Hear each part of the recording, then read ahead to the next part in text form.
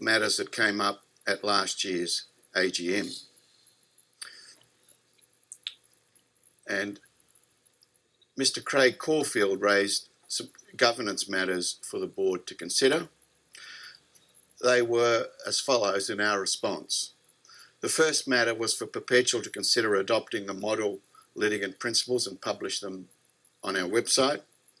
We have since adopted the model litigant principles and have published them and a summary of these on our website. The second was to ask us to consider our position on political donations. We've reviewed our policy on gifts, bribery and corrupt practices and included a clearer position on political donations.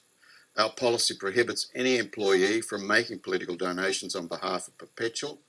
This policy too is on the website. The third matter was a query on whether Perpetual senior executives and board members are signatories to the Banking and Finance Oath. While some of the board and senior executives were already signatories, to strengthen our strong personal commitment to service, integrity and doing the right thing at all times, I'm pleased to say that all of the board and the executive team are now individual signatories to the Banking and Finance Oath. The fourth related to the separation of the role of tax auditor and consulting services. Now, you may be aware that there is currently a Senate inquiry on this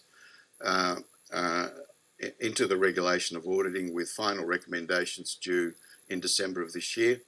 Any recommendation or legislative changes arising from that inquiry will be considered as part of our annual review cycle of the policy.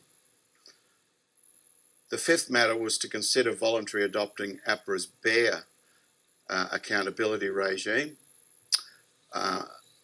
While Perpetual is not currently required to comply with APRA's BEAR accountability regime, we will be required to comply with the Finance Accountability Regime, or the FAR regime, which is due to be released in late 2021. We are currently evaluating our remuneration policies and governance practices to ensure alignment with the requirements of FAR. The final matter was for Perpetual to consider publishing our APRA self-assessment. Perpetual Limited was not required to conduct an APRA self-assessment. However, Perpetual Superannuation Limited, our registrable superannuation entity licensee, was required to conduct a self-assessment of APRA. Our policy remains not to publish that self-assessment. Those were the 6 matters that we took on board, and we've considered them, and that's our response.